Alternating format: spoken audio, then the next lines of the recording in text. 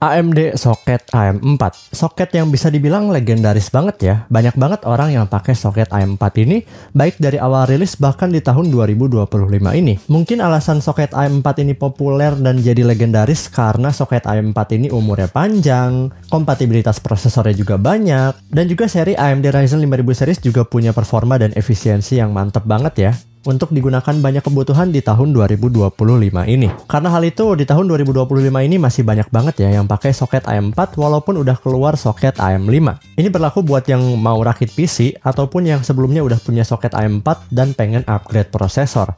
Nah, biasanya kalau mau upgrade prosesor itu idealnya kan performanya minimal 2 kali lipat lebih tinggi daripada prosesor sebelumnya ya. Atau minimal jumlah core-nya aja deh yang nambah. Kayak misal sebelumnya udah pakai Ryzen 3 3200G. Upgrade-nya minimal banget kalau misal nggak pakai GPU discrete ya ke Ryzen 5 4600G atau 5600G sekalian. Lalu contoh lagi sebelumnya pakai Ryzen 5 5500, upgrade-nya mungkin minimal banget ke Ryzen 7 5700 kalau mau peningkatan performa yang bisa dibilang 2 kali lipat untuk banyak kebutuhan. Nah, kalau kalian upgrade prosesor selain performanya juga nambah, ada satu hal lagi yang nambah, yaitu suhu prosesornya. Kalau sebelumnya kalian pakai CPU AMD Ryzen kelas menengah ke bawah, kayak misal tadi Ryzen 5 5500 ataupun Ryzen 3 3200G dan kawan-kawannya, CPU cooler bawaan AMD yaitu Wraith Stealth-nya itu masih oke banget buat menangani CPU kelas menengah ke bawah tadi. Nah, tapi kalau kalian misal upgrade ke CPU kelas menengah ke atas lainnya, kayak misal tadi Ryzen 7 5700 ke atas lainnya, CPU cooler bawaan AMD yaitu Wraith Stealth-nya ini udah nggak mampu untuk menangani CPU tadi, atau lebih tepatnya untuk memaksimalkan performa dari CPU AMD Ryzen kelas menengah ke atas tadi. Maka dari itu, selain kita upgrade prosesor, kita juga perlu upgrade CPU coolernya. Nah, ada satu CPU cooler yang dia itu ukurannya 12 cm,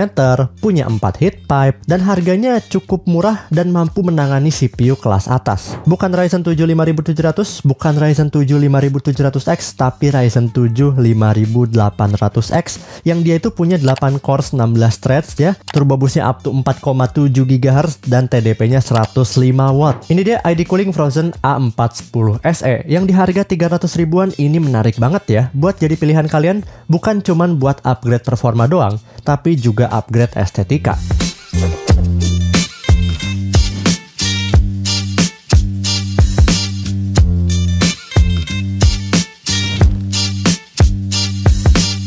CPU cooler dengan 4 heat pipe dan juga kipas berukuran 12 cm ini kayaknya udah jadi bare minimum ya untuk menangani CPU dengan TDP 105 watt atau CPU AMD Ryzen 7 kelas atas kayak Ryzen 7 5800X yang CPU ini tuh dirilis tahun 2020 dan dibangun dengan arsitektur Zen 3 yang terkenal dengan kenceng dan juga efisien. TDP-nya dia nyentuh sampai 105 watt dan package power tracking atau PPT-nya itu nyentuh sampai 142 watt yang dimana ini udah nggak mampu ya ditangani oleh stock cooling atau cooler bawaan dari AMD-nya yaitu Wraith Stealth. Spek dasarnya kita udah sebut tadi, dia punya 8 core 16 thread, turbo busnya up to 4,7 GHz dan punya ATRI cache sebesar 32 MB yang dimana ini ukuran yang aman banget ya untuk game-game modern di tahun 2025 ini, baik untuk game kompetitif maupun game AAA sekalipun. Nah, dengan spesifikasi kayak tadi, Ryzen 7 5800X ini pilihan yang tepat ya buat kebutuhan kerja maupun buat kebutuhan gaming. Karena kalau kalian tujuannya buat gaming doang, ada pilihan yang lebih menarik kayak misal Ryzen 7 5700X3D dan juga Ryzen 7 5800X3D.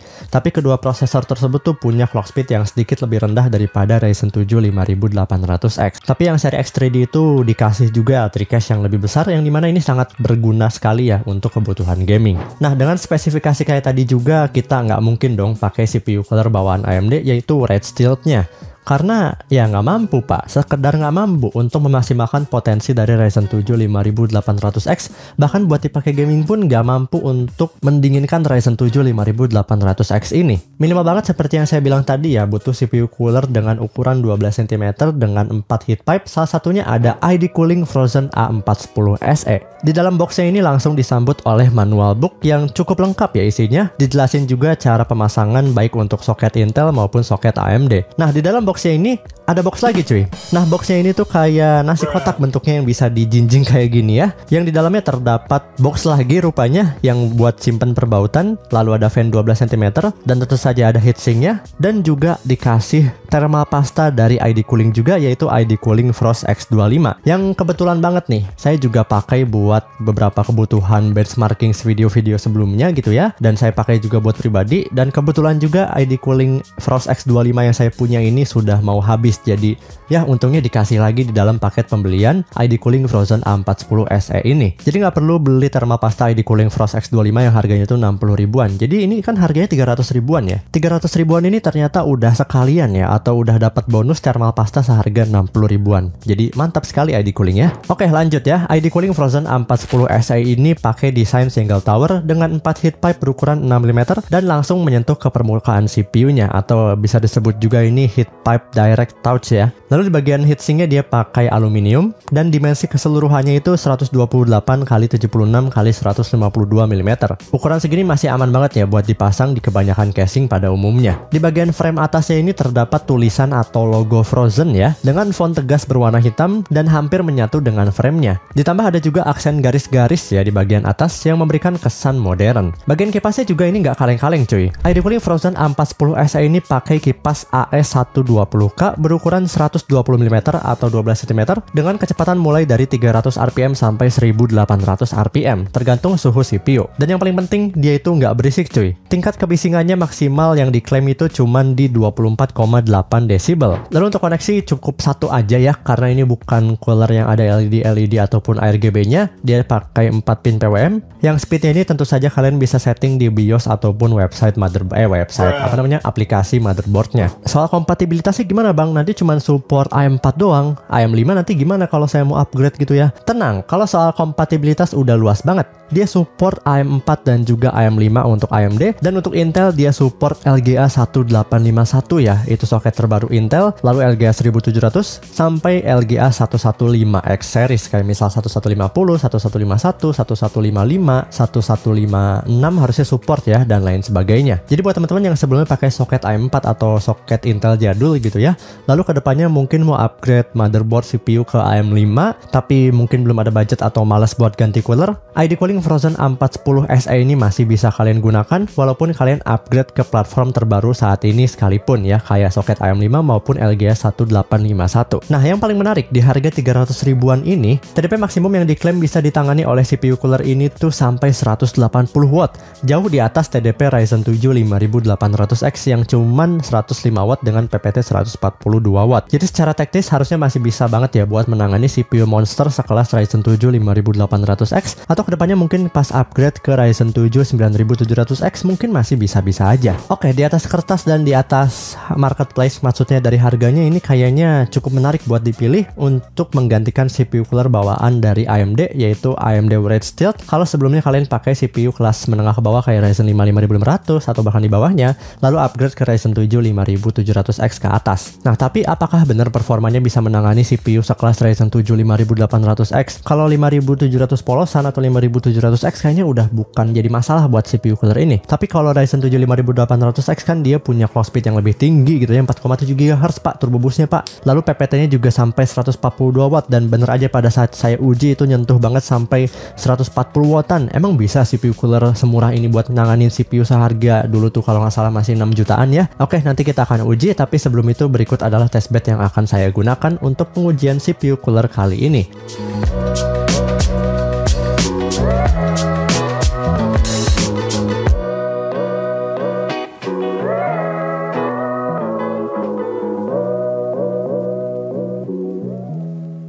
Oke, kita langsung aja masuk ke pengujiannya. Let's go. Oke, langsung aja kita cek suhu rata-rata pada saat idle ya. Kita cek bagian die CPU atau titik paling panas dari sebuah CPU-nya. Dia dapat rata-rata di 47 derajat Celciusan. Tapi kalau core temperaturnya itu dia dapat rata-rata di 38 derajat Celciusan. Dingin banget ya. Dan kalau kita bandingin sama CPU cooler 12 cm juga, tapi dia punya 6 heat pipe dan harganya tuh lebih tinggi di 400 ribuan. Ternyata suhu idle-nya juga sama cuy, di 38 derajat Celciusan untuk si bagian core temperaturnya dan 47 derajat Celciusan juga untuk bagian die CPU-nya. Next kita coba Cinebench R23 multicore. Ini bisa dibilang nyiksa CPU cores-nya ya. Dia dapat rata-rata temperaturnya untuk CPU die-nya di 90 derajat Celciusan. Ini udah nyentuh TG max. Lalu kalau CPU cores-nya itu di bawahnya ya, di sekitar 87 derajat Celciusan. Ini udah nyentuh TG max dan udah throttling pastinya. Dan kalau kita bandingin sama CPU cooler single tower juga 12 cm 6 heat pipe 400 ribuan yang kita tadi bahas ya, ternyata sama ya, dia nyentuh TG max-nya di 90 derajat Celciusan ya untuk bagian die CPU-nya. Tapi untuk yang ID Cooling Frozen A410 ini karena cuma punya 4 heat pipe, dia nyentuh TG max-nya itu langsung di awal-awal ya. Sedangkan kalau CPU cooler yang punya 6 heat pipe itu dia nyentuh TG max-nya itu agak lama dikit dibandingin si ID Cooling Frozen A410 SE ini. Lalu kita lihat juga ya clock speed-nya pada saat pengujian Cinebench R23 multicore. Di situ rata-rata nyentuh di 4,5 GHz di awal-awal. Lalu karena dia itu throttling, dia turun di 4,3-4,4 GHz. Masih cukup oke ya. Mengingat ini CPU cooler harga 300 ribuan dipasangin buat CPU seharga 6 jutaan, tapi sekarang udah turun di 4 jutaan dan kalau tray itu di 2,8 jutaan. Karena pada saat kita bandingin dengan CPU cooler yang 400 ribuan tadi yang punya 6 heat pipe, nggak beda jauh ya, si clock speednya itu cuman beda sekitar 50 MHz ya, lebih tinggi dibandingin ID Cooling Frozen A410 SE. Dia dapat rata-rata di 4,4 GHz, sedangkan yang ID Cooling dapat di 4350 MHz atau 4,3 GHz. Ini bikin skor Cinebench R23 multicore-nya juga nggak beda jauh cuy. ID Cooling Frozen A410 SE ini dapat skor 14.468, sedangkan kalau yang cooler lebih mahalan dikit dia dapat di 14.598. Ternyata nggak beda jauh sih ya. Jadi masih oke banget CPU cooler seharga 300 ribuan ini. Next kita coba pakai buat Blender 4.1 skenario BMW 2.7 gitu ya, dan pakai CPU render only. Ya ini cuma buat ngetes CPU doang, karena skenario dunia nyatanya itu kita kalau render BMW atau render Blender itu pakai GPU ya, bukan pakai CPU. Dan ya rata-rata temperaturnya dia nyentuh TG max lagi di 90 derajat Celciusan, baik yang ID Cooling Frozen A410 SE maupun CPU cooler yang lebih mahalan dikit yang punya 6 heat pipe. Tapi yang Frozen A410 SE itu dia naik ke TG max-nya lebih cepat dibandingin yang single tower 6 heat pipe. Ini bikin waktu rendernya sedikit lebih cepat yang single tower 6 heat pipe 400 ribuan di 2 menit 47 detik, sedangkan yang ID Cooling Frozen A410 SE dia dapat di 2 menit 49 detik. Cuman beda 2 detik ternyata ya. Lanjut kita coba juga video encoding 1080p 30 fps pakai H264 high bitrate tapi pakai CPU only atau CPU render atau Mercury playback ya. Di situ sama-sama nyentuh TG max di 90 derajat Celciusan karena dia ya udah jelas ya rendernya pakai CPU doang, nggak dibantu GPU. Dan unik ya, waktu rendernya malah lebih cepat ID Cooling Frozen A410 SE. Dia dapat waktu render di 16 menit 32 detik, sedangkan kalau yang single tower 6 heat pipe 400 ribuan dia dapat di 16 menit 42 detik. Ya lagi-lagi ini cuman buat ngetes CPU doang ya, karena pada saat kita encoding video ataupun buat rendering 3D, karena sekarang udah ada yang namanya GPU ya, jadi udah jelas kita pakai GPU aja atau dibantu oleh GPU supaya mempercepat proses encoding video ataupun rendering 3D. Oke, kita masuk ke gaming ya. Game pertama, Counter-Strike 2. Di sini kita bisa bandingin sama CPU cooler single tower 12 cm 6 heat pipe 400 ribuan ya. Karena pada saat pengujian scene-nya itu sama persis ya. Kita pakai CS2 benchmark dari FPS Heaven ya kalau nggak salah. Dan ya rata-rata temperaturnya juga mirip-mirip ya antara pakai ID Cooling Frozen A410 SE dengan CPU cooler yang lebih mahalan dikit yang punya 6 heat pipe ya. Di situ ternyata awal-awal itu nyentuh di 68 derajat Celciusan lalu naik ke 70 dan mentok-mentok di 74 derajat Celciusan untuk yang single tower 12 cm 6 heat pipe 400 ribuan, sedangkan yang ID Cooling Frozen A410 SE mentok-mentok cuma di 72 derajat Celciusan. Tapi untuk clock speednya di situ cenderung lebih tinggi yang single tower 12 cm 6 heat pipe 400 ribuan ya. Dia nyentuh sampai 4,7 GHz, walaupun yang ID Cooling Frozen A410 SE juga sempat nyentuh sih ya, tapi nggak sesering yang kompetitornya. Ini bikin FPS-nya juga sedikit lebih tinggi si kompetitornya. Dia dapat rata-rata FPS di 405 FPS, sedangkan yang ID Cooling Frozen A410 SE dia dapat rata-rata FPS di 399. Cuman beda 6 FPS ya, dan ya ini bisa dibilang sama aja sih ya performa untuk main game CS2. Sama-sama adem juga di 70 derajat Celciusan. Lanjut kita coba Cyberpunk 2077. Di situ dapat rata-rata temperatur di 74 derajat Celciusan. Lalu untuk FPS-nya rata-rata di 158 FPS-an. Untuk settingan low pakai FSR Ultra Performance biar si CPU-nya itu kerja keras. Next kita coba Valorant, game yang lebih ke CPU bound lagi. Kita dapat rata-rata temperatur di 73 derajat Celciusan dengan FPS rata-rata di 416 FPS coy. Dan rata-rata CPU package powernya di 93 watt. Oke, gimana menurut teman-teman performa dari ID Cooling Frozen A410 SE ini?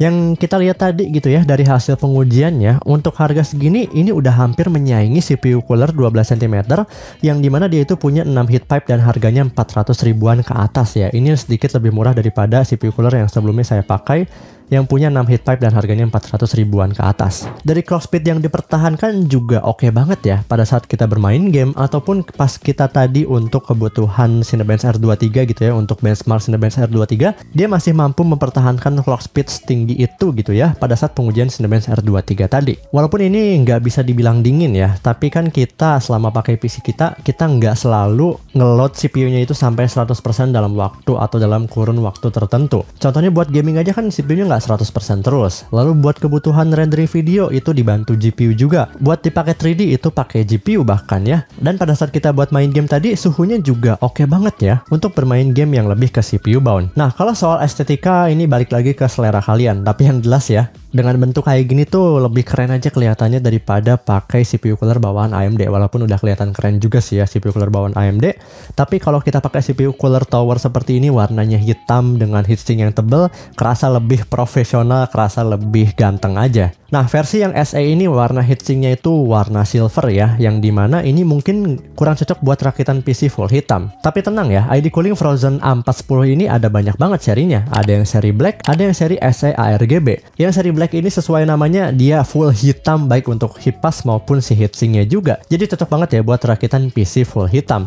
Lalu kalau buat yang pengen RGB-RGB-an gitu ya, lalu pengen ada lampu-lampuan di casingnya, kayaknya lebih cocok buat pilih ID Cooling Frozen A410 yang versi SE ARGB. Yang harganya tuh beda 40 ribuan doang daripada versi yang SE non RGB-nya. Jadi balik lagi tergantung preferensi teman-teman pengen pilih yang mana. Kalau mau yang paling murah performa oke, ada ID Cooling Frozen A410 SE. Lalu kalau pengen yang ada lampu-lampuan pilih yang ARGB. Lalu kalau pengen rakit PC full hitam pakai yang Frozen A410 Black. Oke, kalau kita rangkum semuanya tadi dan kita jadiin kesimpulan, ID Cooling Frozen A410 SE ini CPU cooler yang bisa dibilang sangat kompetitif di kelas harganya ya. Performanya oke banget, opsi tampilannya juga beragam, dan pastinya lebih baik daripada cooler bawaan dari CPU yang kalian pakai sebelumnya. Cocok banget buat teman-teman yang lagi nyari CPU cooler terjangkau ya, dengan performa yang tetap mantap untuk menangani CPU kelas atas maksimal Ryzen 7 5800X. Oke teman-teman, terima kasih telah menonton video ini sampai akhir. Jika ada pertanyaan boleh komen di bawah, jangan lupa tekan tombol subrek, nyalakan lonceng notifikasinya, like jika suka, terima kasih. Mohon maaf jika ada kesalahan kata atau kesalahan dalam penyampaian informasi. Saya Deva